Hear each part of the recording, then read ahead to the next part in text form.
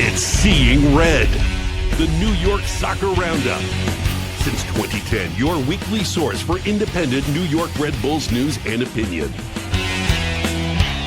Now, from the Joe Goldstein studio, here's your host, Mark Fishkin. Hello, hello, hello. After a well-needed and deserved week off, the Red Bulls kick off the second half of the 2025 season in Austin this Saturday. The club faces some major questions, though, that'll determine whether or not this year will be a success. I'm Mark Fishkin. I'm here with Gustavo Guimarães. How are you, Gustavo? Very good. Always a pleasure to be here, Mark. Awesome. Please, a reminder, the liking, the subscribing, we appreciate you. Our subscriber numbers continue to skyrocket on YouTube, and we very much appreciate your support. All right. Tonight on Seeing Red, we're going to look at New York's path through the second half of the season. It's going to be a busy calendar. Surprise, surprise. It's hard to believe we're halfway done. But the fact of the matter is there's a lot of soccer to play. We'll look at three big questions facing the Red Bulls in the second half of the season. We'll preview New York's trip to Austin. New York has only played Austin FC twice in their history. We're going to talk to Steve Jolley of Red Bulls Radio. Very excited to have him back on the show, and your emails as well. All right, let's just get right into it. The remaining schedule, New York has half of their 34-game regular schedule left to play. They've got Open Cup games. They've got Leagues Cup to play. But I wanted to pop up on the screen. This is a look at most of the remaining schedule. A very light June before things get going in a big way in July. The team has 8 more home games left. They do have a trip to the West Coast late in the year to play at Portland. They haven't played the Columbus Crew yet, who, by the way, are only a point above New York in the standings currently. Back-to-back games, of course, against Philly in both the Cup quarterfinals and then in the league in a span of 4 days in early July. What I could not fit on this slide is the League's Cup matches, which run from 7:31 to 8:31. New York will have 3 early round games. And then if New York can somehow get by Philadelphia in the U.S. Open Cup, then they'll have the U.S. Open Cup semis October 16th or 17th, and heaven forfend a final on October 1st. But Gustavo, looking at what's to come for New York, is there anything that stands out for you with the remaining schedule? I'm looking forward to these games against Philly. Yeah. I think it's a chance for us to prove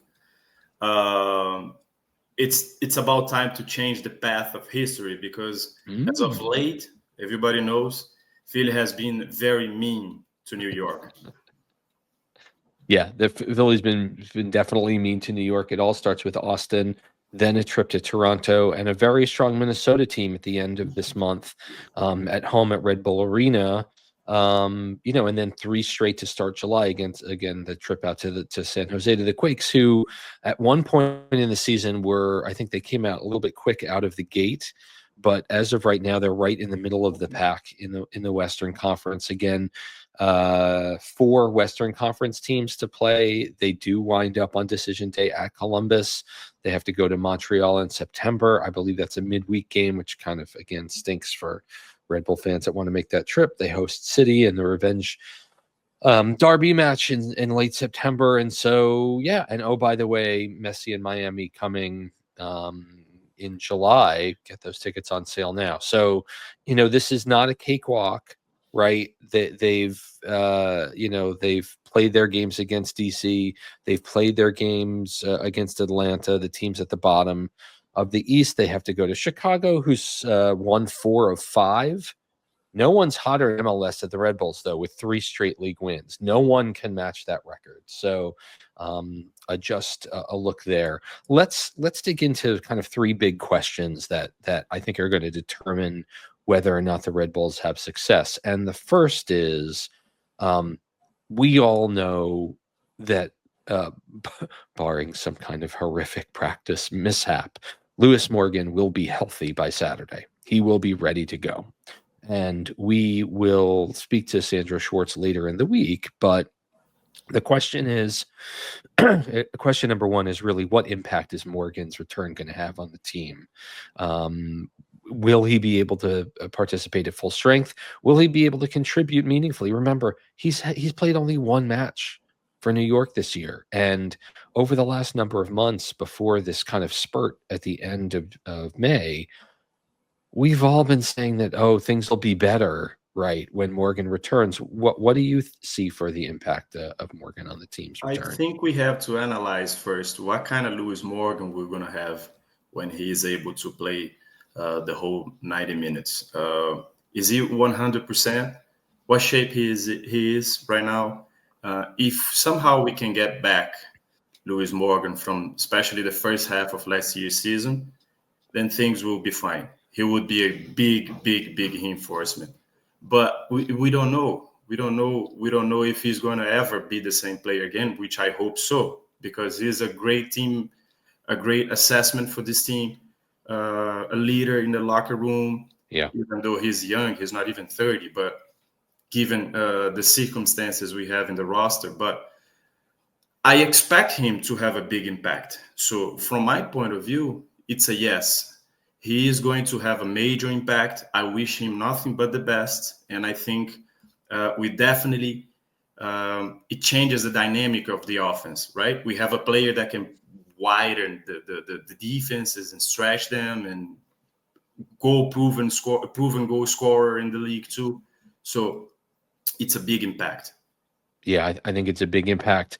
And I think, unfortunately, a player like Mohamed Sofo is really the one that's going to struggle for playing time should Morgan be able to return to his form that Red Bull fans always hope. Again, Sofo, 7 goals in the first half of the season. And yes, some of those came in the cup, but a ton of confidence for the young player. And I guess if it's Sofo coming on after 65 or 75 minutes after Morgan can go, I think that would be, a positive thing for him as well as for New York. Yes, Gustavo. And not only that, Sofo's last as the way Sofo has been playing, it's just it raises the bar, it raises the levels. Yes. Morgan will have to, really get in shape as soon as possible up to his standards, and it's not even fair with Sofo to take him out of the team right now. But yeah, we gotta go with the more experienced players down the stretch. I mean, these are the challenges that coaches love, right? When practices are intense, when players know that they have to work hard during the week to get selected on the weekend. I mean, that's I think what every coach is hoping for. Okay, so that's Lewis Morgan. Question 2, of course, I think is, can the Red Bulls stay healthy? This is a team that has yet to really play. I think as of the last match, there were 4 players on the injured list, which is the smallest injured list that the team has had. There were times this season that New York had double-digit players, either due to international duty or suspension or just straight-up injury. New York has suffered as much as any team in the league with a number of players and impactful players. One of those, of course, is Marcelo Morales, who was signed, brought in from Chile under the auspices of here is going to be a player that is going to make a massive impact at left back. He scored a banger for Red Bulls 2 last week. And by all accounts, he will also be ready to go. We know that Omar Valencia likely has an injured wrist, although it's not officially been announced since he was clattered into against Atlanta.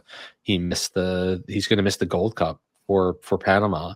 So I'm not sure what his healing time is. And then, of course, what that means for Raheem Edwards, who I think we all agree has been signed as an emergency player to come in and field. But what is his time going to look like with a healthy Morales and a returning and healthy Valencia? But it's not just at left back. It's Dylan Nealis coming back from injury. It's Serge Gomez staying healthy. It's our 36-year-old forward with 10 goals at the top of the formation, Choupo-Moting. It's Forsberg. There's I think there's right amount of concern that New York has really struggled to be a healthy squad in the first half of the year, and they've just got to be there in the second half. And we have to hope the medical department does its job.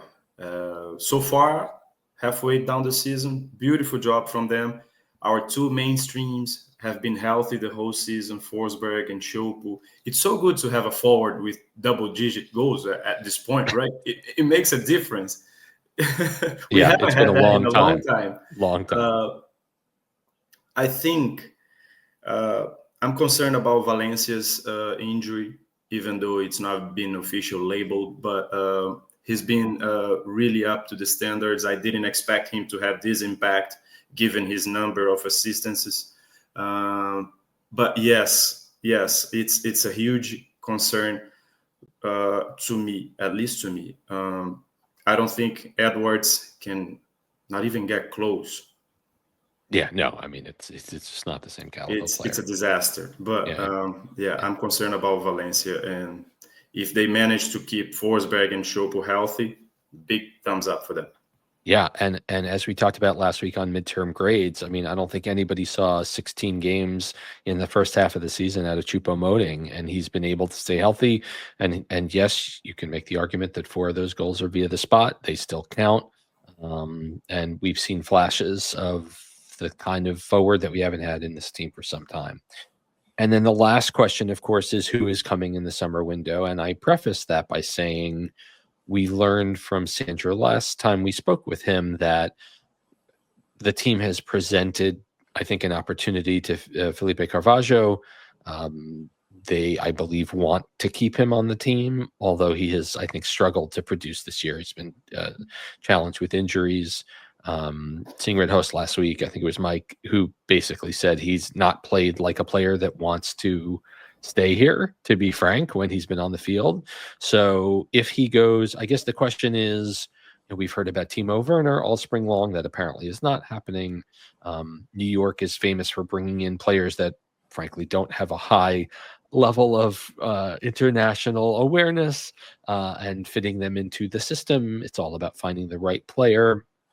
Where do you think, Gustavo, this team has the biggest need currently to be filled during the summer window? That's a tough question.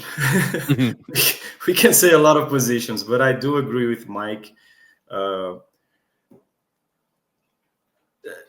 don't think Carvalho is here to stay for too long. It doesn't seem right, even though he was very important down the stretch last season. But what can we take from him this season? I don't think there's nothing. Well, he's only here for another 3 weeks. If he's not going to stay, his loan ends at the end of the month. So I think the front office needs to make a decision as soon as possible. I wish he could stay. I wish his focus could be here, but it doesn't seem that way. So if he goes, then we have to bring a new CDM, center midfield, someone that can pair alongside Edelman, and a much more experienced player would be better. I think the left back too, even though Morales, we haven't seen basically nothing from him, right? Apart from the banger from Red Bulls 2 last week. This would be my 2 biggest points. I'm fine with the center backs, no complaints. We still have to make a decision about Carlos Coronel too, but this summer window, a new CDM if Carvalho goes back to South America or anywhere. That's fair. I think on the attacking wings, I'm not so concerned. I think just kind of to echo what you've said with Cam Harper and Yengor and Sofo, if he's playing as a winger, I think we're kind of covered there. Yeah, Bogac, right? Yeah. I mean, in a pinch, Wiki Carmona can slip back, and while he's not a natural 6, he certainly played as a 6 over his time here for now, as he continues to look for a spot that works for him in the system. So yeah, but it'll be interesting to see how New York can improve in the summer window. All right, let's break it down. Saturday at 8:30, New York travels to Austin, only the second visit ever to Austin FC, and let's take a look and see how they're doing. They're kind of middling this year, 6-7-5, 23 points. They're 7th in the West. The most glaring stat here, they've only scored 13 times in 18 games. It's the second worst attack in MLS. On the other side, they've only allowed 20 goals in those 18 games, and that's among the better teams in the West. They're unable to convert their big chances. They're tied with fifth in big chances missed in the league. Also, really interesting that more than half of their goals have either come from set pieces or via the penalty kick. And so they are really struggling in open play to generate and convert scoring chances. That's evident. Also interesting, they're quick starters. A quarter of their goals are happening in the first 15 minutes of games. And so that's the third most in the league. So they try to jump on you early. Sound familiar? And they hope to dear God that a 1-0 an early goal can hold up, because they don't play a whole lot. We haven't seen these guys since 2023. I think the interesting additions for them, Ilie Sanchez, lifelong MLS lifer now. He's 34, won a cup at LAFC, played for years at Sporting Kansas City. He was on the field in the 2017 U.S. Open Cup final against the Red Bulls. Robert Taylor, the Thin, came over from Inter Miami, and interestingly, Brandon Vasquez has found his way back into MLS after a stint in Monterrey in Mexico. Austin spent $11 million to bring him back from Monterrey, and he's not really producing yet. On the way out this year, I mean, Gyasi Zardes, okay, sure, but it's Sebastian Girisi, who was such an important player in the early years of Austin FC. He is no longer with the team. Okay, last 5 games. There we go. It's been a mixed bag for these guys. They beat Houston in the Open Cup, which is obviously really important because it's a Texas Tejas Derby match. They went to Minnesota and got a 1-1 draw. That's a good result for them. A 1-1 home draw against Salt Lake. They went to STFC of the horrific fans and fan behavior and lost 2-0. And then most recently a 2-0 win. Colorado. They were one of the few teams that actually played this weekend in MLS. Interesting. Okay, themes. Money can't buy goals, despite Austin FC spending over $20 million on attackers in the offseason. They are next to last in the league in goals scored. The issue may be a coaching challenge, as Nico Estevez has struggled in the past to coach talented offenses. But the root of the problem seems to be finishing. We asked Austin fans if it was accurate to say they miss a lot of chances. They said they miss every chance. Uzuni and Vasquez can't finish their dinner with just 5 goals between them. And when they don't score, most of Austin's goals come from set pieces. It's attack that's quite simply dysfunctional. Solid in the back. They are above the line primarily because of their back line. 20 goals conceded is one of the best marks in the West. 7 clean sheets, just like the Red Bulls. In of Austin's games, they've conceded multiple goals in just 6 of them. Really, really interesting. The history between these teams, again, these teams have only played twice as a relatively new squad. The last time they played, it was a 1-1 draw at Red Bull Arena in 2023. It was an own goal in the 7th minute. Driussi has scored in the 44th. That was all she said. And then the only time this team had visited Q2 Stadium in Austin was that hot late July day 3 years ago when New York was rotating and played the kids, and Serge Gomez scored, and Drew Yearwood scored, and Cam Harper scored, and Tom Barlow, who hit a hat trick on the weekend for Chicago, scored in a wild back and forth 4-3 match. That was one of the more entertaining games of that year. And those 4 guys are the all-time leading scorers because we've only played them twice and scored against them in 1 game. And the active scorers are Harper and Goma, as they're still on the team. Wither, Drew Yearwood. All right, here's what Nico Estevez's 4-4-1-1 might look like with names that you should know. Brad Stuver, longtime MLS journeyman in net. He's conceded 21 goals in 19 games, including some Open Cup games, 7 clean sheets on the season. Guilherme Biro is a 25-year-old Brazilian with a goal. Alexander Savak is a Ukrainian. Brendan Hines-Ike, who has a goal, is a former DC United youth player. Michael Dessler, a 30-year-old Dane, has a goal on the back line. 3 of the defenders have goals, which speaks to the notion of set pieces being important here. The 6s are Bernard Sabovic, a 27-year-old Swede, and Danny Pereira, a 24-year-old Venezuelan, with a goal. Owen Wolf, former U.S. men's national team player and former Austin FC coach, Josh Wolf's son, is the engine here in the attack with 5 assists. Osman Bukhari, the right wing, has 2 goals and 2 assists.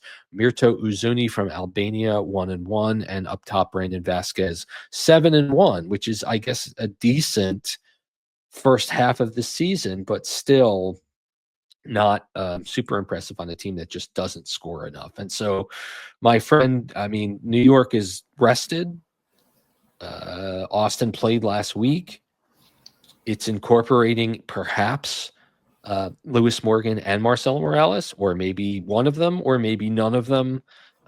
It'll be interesting to see what the rest does for New York. What are your thoughts? I agree with you. It's interesting to see which form they will present. Rested, no complaints about schedule this time.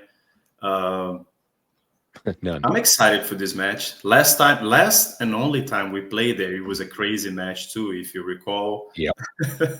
I think every Red Bulls fan recall that game. I'm positive. I expect a good result there. Let's see if they can bring back 3 more points and keep the hot streak going on, because it's much needed. The race is tight in the Eastern Conference. It's a team that can't score very much. Tight. And any point before the break for the Leagues Cup would be much appreciated. I said last week that the Red Bulls were 4 points out of second place. They're 3 points out of second place. And they're 4 points out of missing the playoffs altogether. This is a very, very tightly packed Eastern Conference. And even a road point would be good. I'm going to call it I'm going to go right to predictions. I'm going to call it a 1-0 Red Bulls win. I think the Austin defense will be stout, as they always are, and challenging in able to convert chances. So I'm going to go 1-0 for New York. What do you think, sir? A 2-1 win, New York, with Choupo scoring again. All right. I like that. Maybe a goal from Lewis Morgan. All right. When we're back on Seeing Red, we're going to talk to your friend and mine, Steve Jolley. So please keep it here, won't you?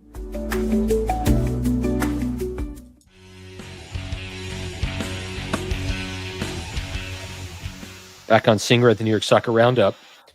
Today's guest needs nearly no introduction, but I will provide one anyway. He is still 19 years. Is that right? Since he left what was then the Metro Stars and New York Red Bulls. And he is still in the top 20 in all-time minutes played and games played, which speaks to the staying power that Steve Jolley had as a member of the club. He has for over a decade been the color voice of Red Bulls radio, calling New York Red Bulls games, and apparently he's Matt Harmon's mentor. It's Steve Jolley. Welcome back to Seeing Red, sir. How are you? I don't know if it says anything about my career or everybody else's career in terms of not staying very long, that I'm in the top 20. Yes. But hey, it is what it is. I'll take whatever I can get, and being associated with this club in some form or fashion for almost a quarter of a century, I'll take. It's wild, and it doesn't look a day over 30. Sure, let's say that. Sure, why not? I'll buy you a couple beers for something like that. There you go. A few questions for you. First of all, I want to say, New York played every 72 hours for a month. You were doing the games. You had to go out to Colorado Springs for a Tuesday. A lot of games. The team definitely performed in the back half of that run. When you were a player and you had a bunch of games kind of on the regular, and then you had a break, what were the challenges of getting back into the rhythm? Because you had a whole week away, everyone had time off, and now you got to pull it back together and start the machine again. What were the challenges and what were the opportunities based that you had when you had those it is difficult. Yeah, great question. It is difficult, especially when, as you alluded to, get the machine running again. But because fortunately there was a machine running there for a little bit. To most people's surprise, we win 6 out of the last 8 games. And not just ties or anything like that. You're actually winning the games. You further your extension into the U.S. Open Cup and a chance to win a championship. All positive things. And was a break really, really needed? Yes. I mean, you can see it everywhere and in every form, on the field, off the field.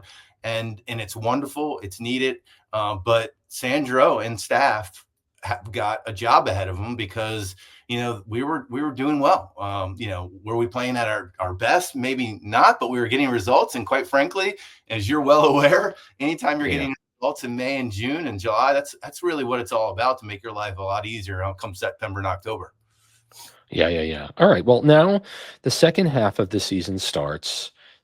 Yes, they'll have Leagues Cup, and they've hopefully have a 3 more Open Cup games, but it's the midpoint of the season, and I think the run that they made in the last few weeks of May, I think, really lifted what was kind of a so-so start to the season, and there are reasons.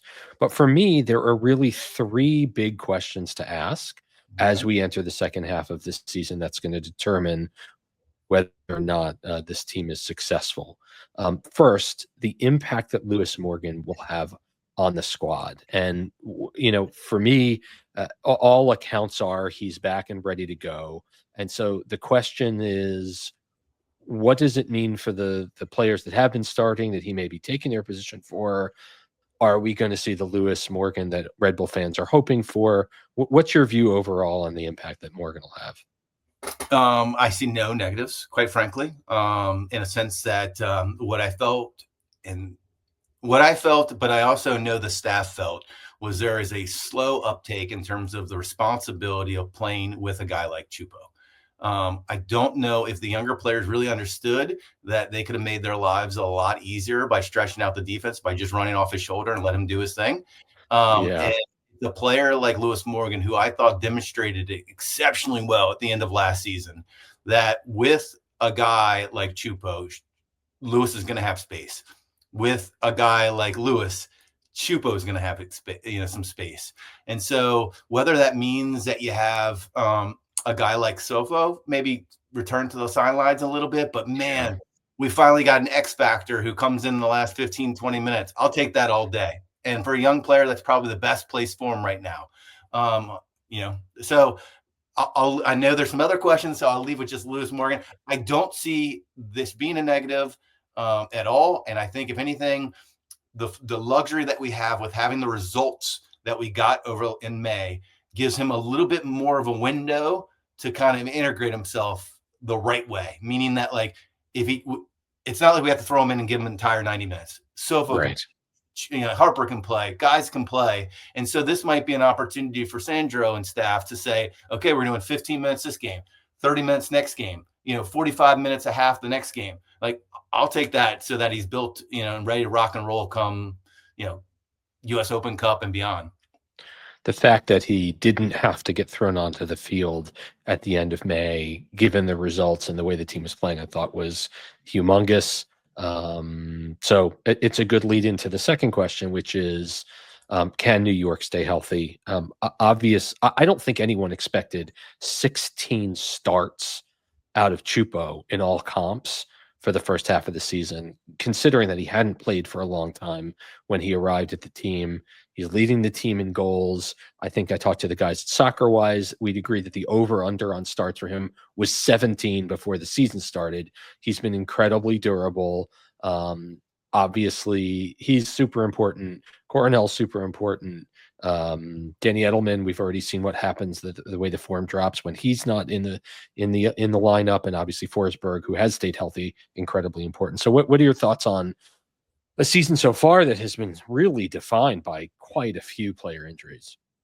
Yeah, so I too am surprised, not necessarily by the starts of Choupo, but the minutes played by Choupo, which I think is partly one of the reasons why I was so for the last month. I was like, I cannot understand. And until he started scoring a lot of goals in the last couple of weeks, I was like, please, guys, everybody recognize what Choupo is doing for us, being able to have that experience. And although sometimes he doesn't look like he's showing the way that we'd like for him to show, he's carrying a heavy load right now. And Yeah. and he was. And fortunately for us, you know, he started scoring goals. We started winning games, and everything looks good. But keeping Choupo Forsberg healthy, I think you're remiss not talking about Cameron Harper. You know, I know we joke online a little bit. Fair enough.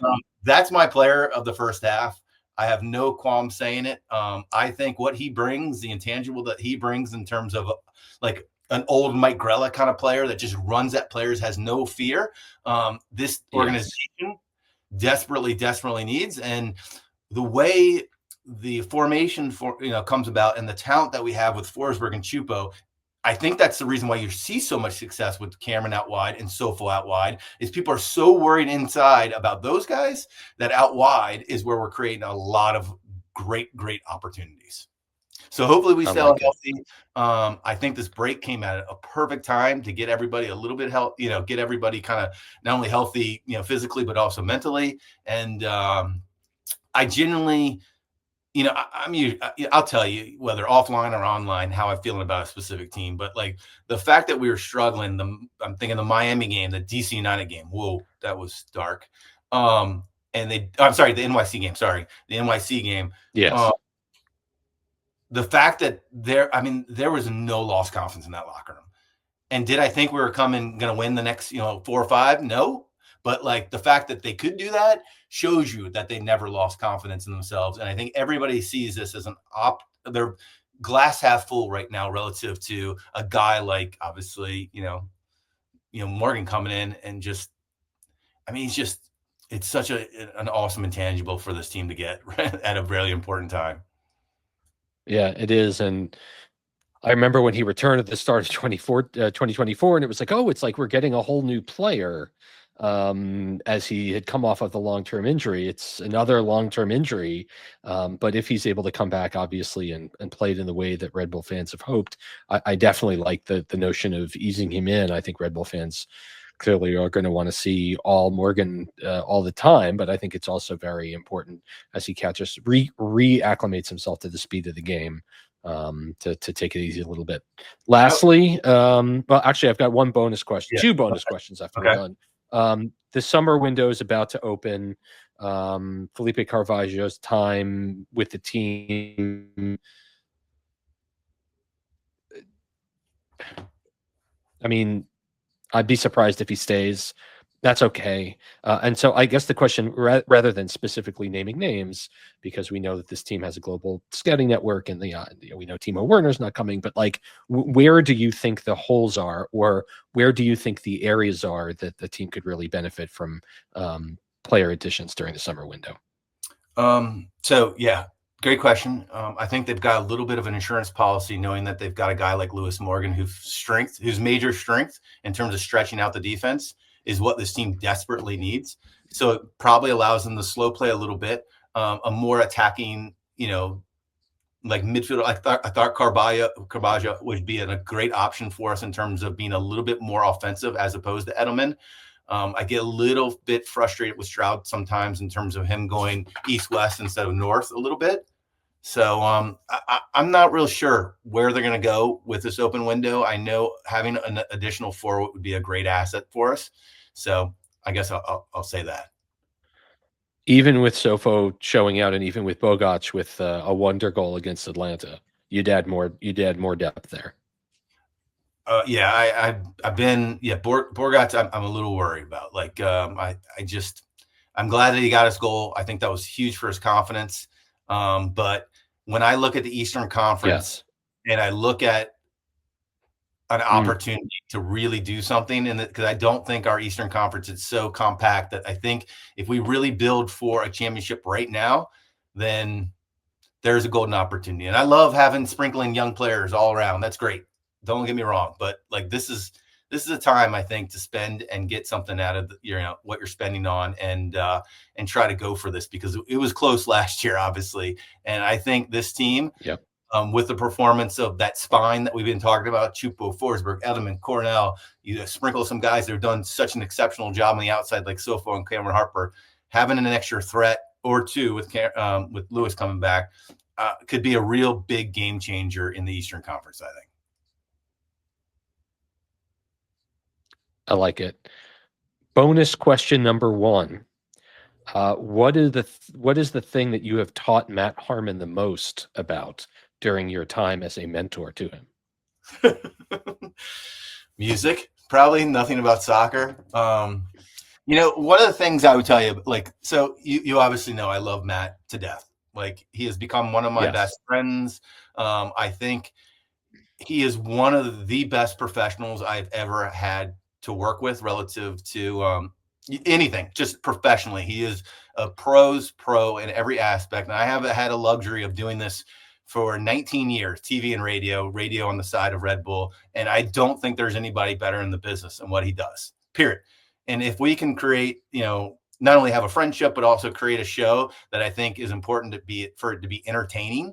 We've always said that our mantra is not, for Matt to go, Ball to Daniel, Edelman to Lewis Morgan, to, to have some background and to have some fun with it. So people that actually enjoy the 90 minutes and beyond, like, that's our responsibility. And I think that's what we've done. But listen, I think Red Bull family in totality has won the lottery relative to, being, having Matt involved. And I obviously use every opportunity to have fun with him and joke around with him. And the fact that I'm his friend and our kids are the same ages and wives are friends, I think only makes the broadcast even better. That's awesome. We'll close with this. What's wrong with the Phillies, Steve? Oh my God. Why'd you go there? Like, I thought this was going to be a friendly conversation. You didn't think we were going to have a chat without some Mets Phillies stuff? Come on, my guy. Fair. It's fair. Listen, you're well aware. We have a little bit of an injury right now. My daughter is actually literally in the process downstairs of going to, the Cubs game. So it's been a little dark, but it is what it is. And it's a long season, as you're well aware. And I'm not too worried about the talent on that field, at least competing until the very end. We'll say that. There you go. Steve Jolley can be heard every week on Red Bull's radio game broadcasts with his mentee, Matt Harmon. And Steve, we always appreciate you stopping by and dropping some knowledge, and we'll talk to you as the season rolls on. Thanks, buddy. Appreciate it. All right, we've got your emails coming up after this short break, so keep it here.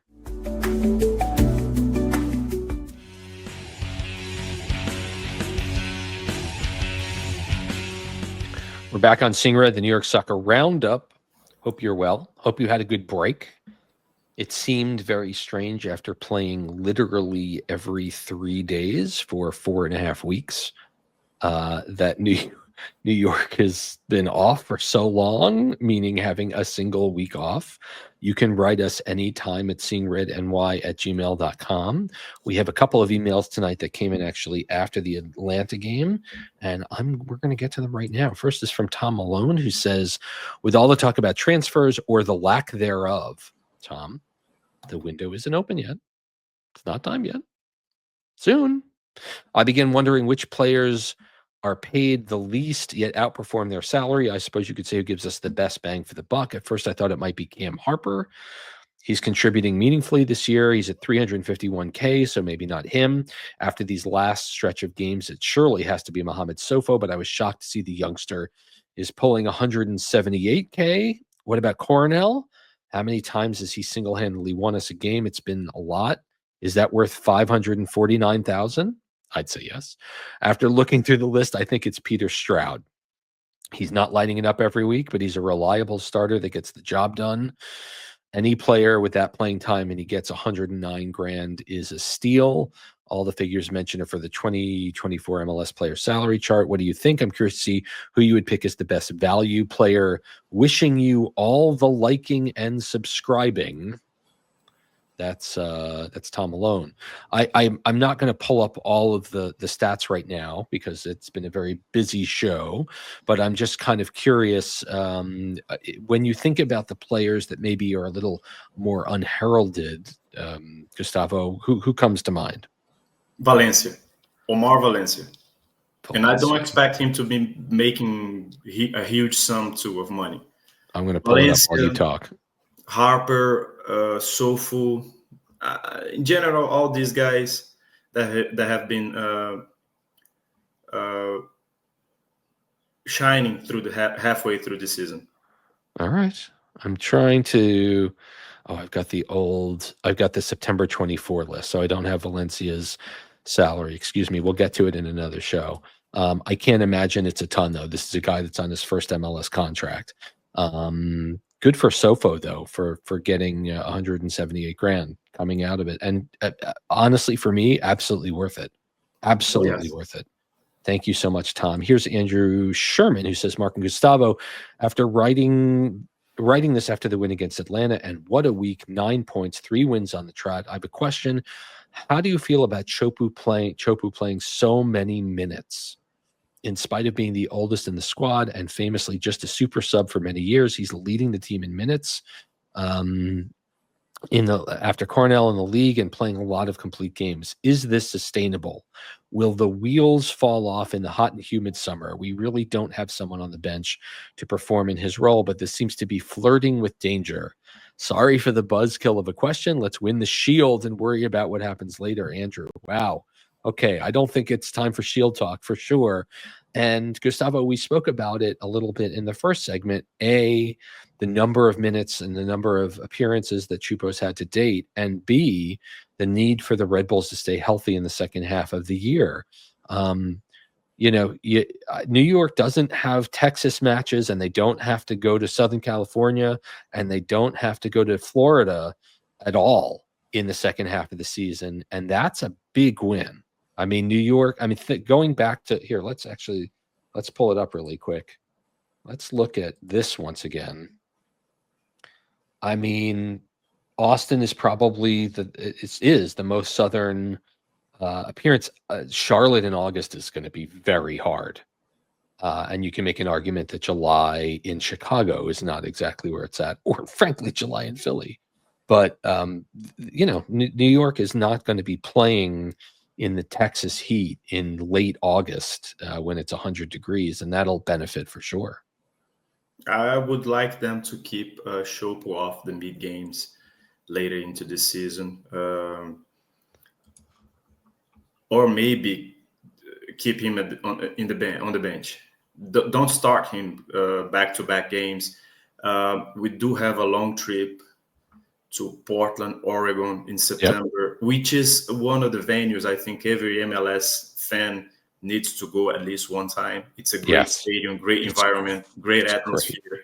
Awesome. But I'm concerned. I would be concerned if they give him back-to-back games. New York plays midweek, and this is outside of the Leagues Cup, a couple of times. They play next Wednesday in Toronto. They have the back-to-back games in Philly for the Cup and the League. And then they play at home against the Revs midweek. And that's it.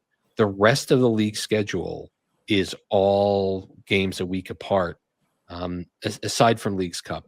Personally, I would have no problem with both Choupo and Forsberg really playing a very light Leagues Cup schedule. I know that it's a trophy, and I know that New York wants to go for everything they can win, and you can get to the CONCACAF Champions Cup through the Leagues Cup.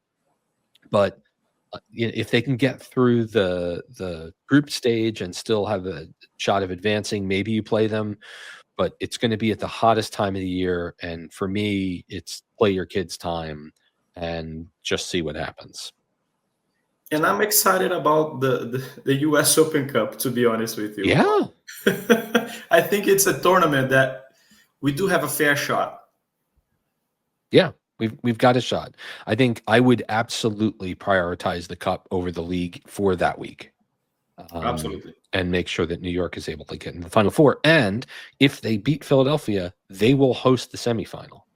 So reason enough to be excited about that. All right. Thank you, Andrew, for your note. And lastly, Nicholas Partica, who's been writing the show for many years. Mark and Gustavo, I finally made it to my first ever match at Sports Illustrated Stadium Saturday against Atlanta. We and a couple of friends had a great time, took your advice, arrived early, grabbed some beers at the Crossbar, did a loop of the stadium, watched warm-up, sampled a couple of the different treats on the concourse. We sat in 129 by the South Ward, which was really fun. My one friend even wants to try sitting with them, standing with them next time we go. After watching every week for 3 years, now it was fantastic to experience the live event. Like with hockey, the TV broadcast of soccer does not do full justice to the speed and physicality of the game. The trip from Albany, New York was worth it. We'll surely go again. For me, both the matches came Harper. Nick, I'm so glad you were able to go and experience Red Bull soccer for the first time. Look, that's what this show is all about. It's being able to provide some context to in between the games and give you guys a little deeper sense of what's happening around the team. So I'm really glad that after so long, you decided to make the trip, and I'm glad you had a great time. You had a great night to go. I mean, the game against Atlanta, up 2-0 after half an hour. I mean, there are much worse nights to be in Red Bull Arena. It was relatively dry. I mean, that's really where it was at. Sad to see Valencia go out. We've come to the end of a great Seeing Red, number 617 in a series. I want to thank Steve Jolley for stopping by and dropping knowledge. I want to thank Zach Feldman for stats and you for watching. Hey, Gustavo, where can folks find you? They can find me on pitsidus.com, Blue Sky, and I'm still have to delete my Twitter account. It's there's no judgments here, my friend. We will be back maybe before Toronto and maybe not. We'll see. But nevertheless, thank you so much for watching and for listening to Seeing Red. We'll talk to you soon. Let's go Red Bulls. Have a good night.